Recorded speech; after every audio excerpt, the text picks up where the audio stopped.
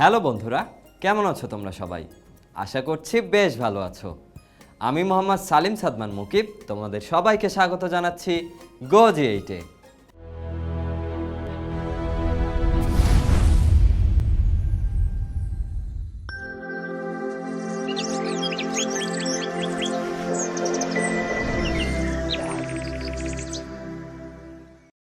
বন্ধুরা, আগের এপিসোডে আমরা একাদশ ও দ্বাদশ শ্রেণীর পৌরনীতি দ্বিতীয় পত্র বইয়ের পঞ্চম অধ্যায় অর্থাৎ বাংলাদেশ সরকার ও প্রশাসনিক কাঠামো এই অধ্যায় থেকে বাংলাদেশ সংবিধানে প্রধানমন্ত্রী ও বাংলাদেশের বিচার বিভাগের কাঠামো নিয়ে আলোচনা করেছিলাম। আজ আমরা এই অধ্যায়ের নতুন বিষয় সুপ্রিম কোর্ট, প্রশাসনিক ট্রাইব্যুনাল এবং অধস্তন আদালতসমূহ সম্পর্কে আলোচনা করব। তাহলে চলো বন্ধুরা, দেরি না করে শুরু করা যাক। প্রথমে আলোচনা শুরু করছি সুপ্রিম কোর্ট সম্পর্কে। সুপ্রিম কোর্ট বাংলাদেশের সর্বোচ্চ আদালত।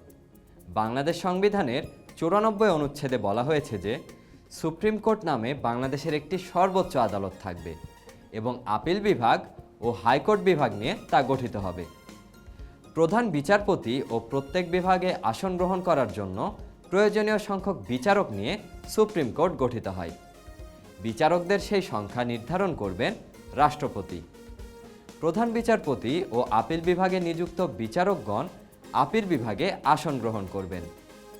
অন্যান্য বিচারকগণ হাইকোর্টে আসন গ্রহণ করবেন। রাজধানীতে সুপ্রিম কোর্টের স্থায়ী আসন থাকবে। তবে রাষ্ট্রপতির অনুমোদন ক্রমে প্রধান বিচারপতি যে কোনো স্থানে সুপ্রিম কোর্টের অধিবেশনের অনুষ্ঠান করতে পারবেন। বন্ধুরা, এরপর হলো বিচারক নিয়োগ। সংবিধানের 95 অনুচ্ছেদে বলা হয়েছে যে প্রধান বিচারপতি রাষ্ট্রপতি কর্তৃক নিযুক্ত হবেন এবং প্রধান বিচারপতির সাথে পরামর্শ করে রাষ্ট্রপতি অন্যান্য বিচারকদের নিয়োগ দান করবেন। বন্ধুরা, এখন আমরা জানব বিচারক পদের যোগ্যতা সম্পর্কে। আর বিচারক পদের যোগ্যতাগুলো হলো: বাংলাদেশের নাগরিক হতে হবে, সুপ্রিম কোর্টে অনূন্য 10 বছর অ্যাডভোকেট থাকতে হবে, অথবা বাংলাদেশের রাষ্ট্রীয় সীমানার মধ্যে অনূন্য 10 বছরকাল কোনো বিচার বিভাগীয় পদে অধিষ্ঠিত থাকতে হবে, অথবা সুপ্রিম কোর্টের বিচারক পদে নিয়োগ লাভের জন্য আইনের দ্বারা নির্ধারিত যোগ্যতা থাকতে হবে। বন্ধুরা, এখন আমরা জানব বিচারকদের পদের মেয়াদ বা কার্যকাল সম্পর্কে।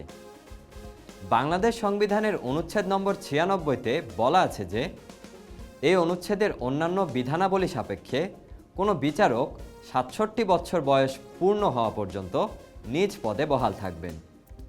এরপর প্রমাণিত অসদাচরণ বা অসামর্থ্যের কারণে সংসদের মোট সদস্য সংখ্যার অনন্য 2/3 গরিষ্ঠতার দ্বারা সমর্থিত সংসদের প্রস্তাবক্রমে প্রদত্ত রাষ্ট্রপতির আদেশ ব্যতীত কোনো বিচারককে অপসারিত করা যাবে না। বন্ধুরা, এই অনুচ্ছেদের 2 নং দফার অধীন প্রস্তাব সম্পর্কিত পদ্ধতি এবং কোনো বিচারকের অসদাচরণ বা অসামর্থ্য সম্পর্কে তদন্ত ও প্রমাণের পদ্ধতি সংসদ আইনের দ্বারা নিয়ন্ত্রণ করতে পারবেন। এরপর কোনো বিচারক রাষ্ট্রপতিকে উদ্দেশ্য করে স্বাক্ষরযুক্ত পত্রযোগে স্বীয় পদত্যাগ করতে পারবেন। বন্ধুরা, এ পর্যায়ে আমরা জানব সুপ্রিম কোর্টের ক্ষমতা ও কার্যাবলী সম্পর্কে।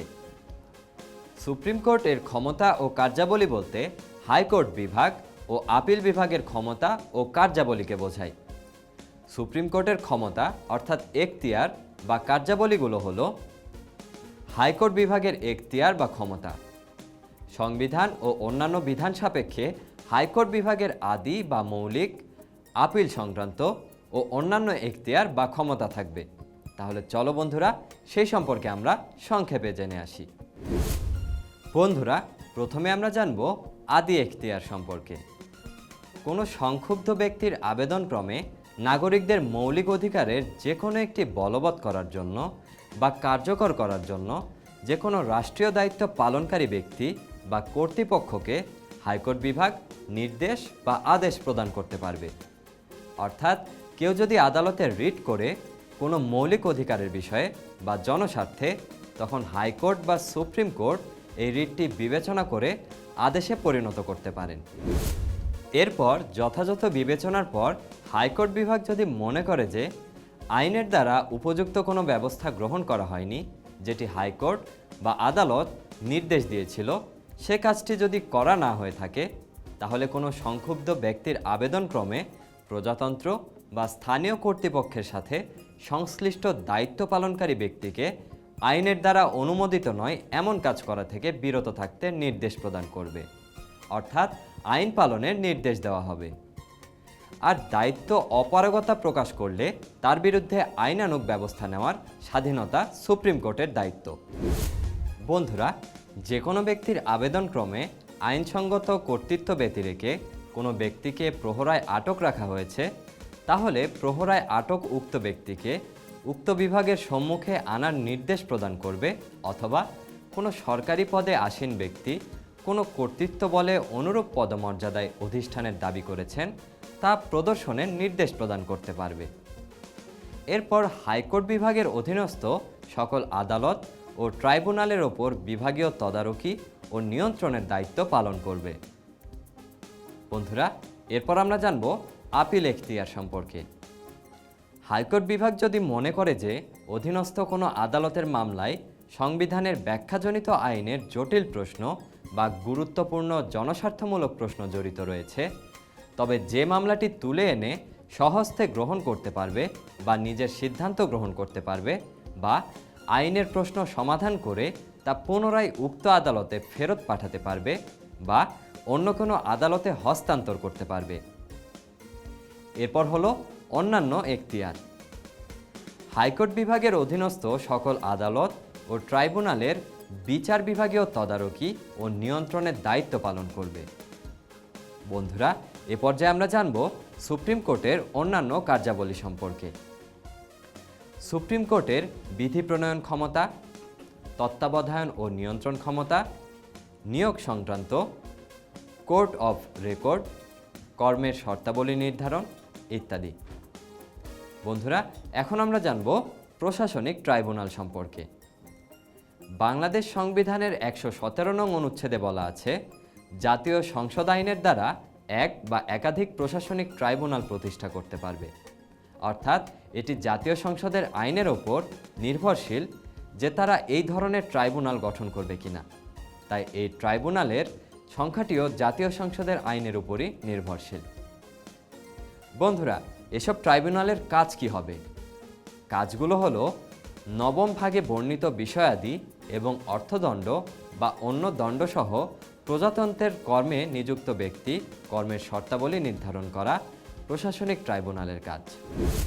বন্ধুরা, যে কোনো রাষ্ট্রায়ত্ত উদ্যোগ বা সংবিধিবদ্ধ সরকারি কর্তৃপক্ষের চালনা ও ব্যবস্থাপনা এবং অনুরূপ উদ্যোগ বা সংবিধিবদ্ধ সরকারি কর্তৃপক্ষের কার্যসহ কোনো আইনের দ্বারা বা অধীন সরকারের ওপর ন্যস্ত বা সরকারের দ্বারা পরিচালিত কোনো সম্পত্তির অর্জন, প্রশাসন ব্যবস্থাপনা ও বিলি ব্যবস্থাপনাকরণ। এর মানে দাঁড়ালো, প্রশাসনিক ট্রাইব্যুনাল কর্মের শর্তাবলী নির্ধারণের পাশাপাশি রাষ্ট্রায়ত্ত বিভিন্ন উদ্যোগ যেগুলো সংবিধানবদ্ধ সেগুলো নিয়ন্ত্রণ ও পরিচালনা করতে পারবে। বন্ধুরা, এরপর সংবিধানের ৪৭ অনুচ্ছেদে বলা আছে যে প্রশাসনিক ট্রাইব্যুনাল প্রতিষ্ঠিত হলে অনুরূপ ট্রাইব্যুনাল এখতিয়ারের অন্তর্গত কোনো বিষয়ে অন্য কোনো আদালত কোনোরূপ কার্যক্রম গ্রহণ করবে না বা কোনো প্রকার আদেশ প্রদান করবে না।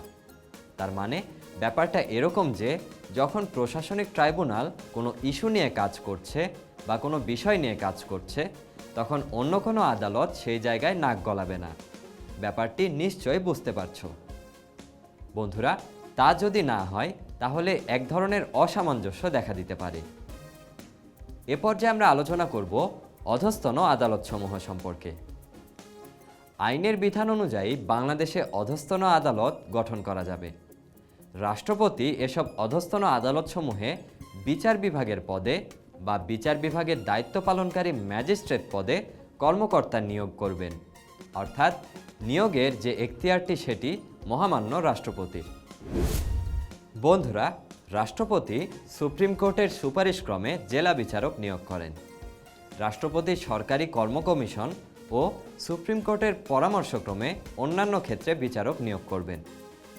বিচার বিভাগের নিযুক্ত বিচারকদের এবং বিচার বিভাগীয় দায়িত্ব পালনরত ম্যাজিস্ট্রেটদের নিয়ন্ত্রণ, কর্মস্থল নির্ধারণ পদোন্নতি প্রদান ও অন্যান্য বিষয় শৃঙ্খলা নির্ধারণের দায়িত্ব ন্যস্ত থাকবে রাষ্ট্রপতি এবং সুপ্রিম কোর্টের উপর। এরপর জেলা আদালত।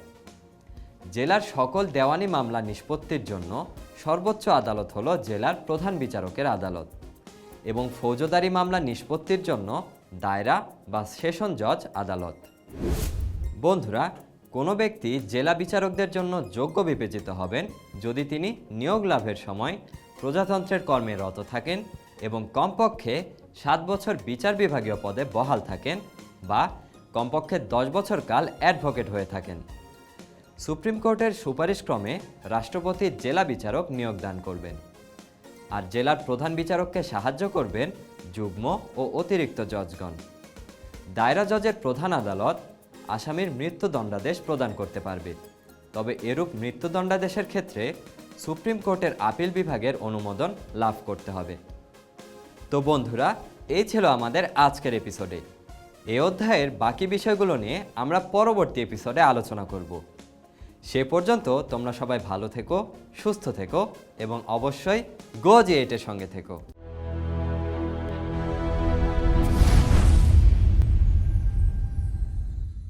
বন্ধুরা, এ পর্যন্ত আমরা যে বিষয়গুলো নিয়ে আলোচনা করলাম সেগুলো থেকে কিছু গুরুত্বপূর্ণ নোটস চলো দেখে আসি। সুপ্রিম কোর্ট বাংলাদেশের সর্বোচ্চ আদালত।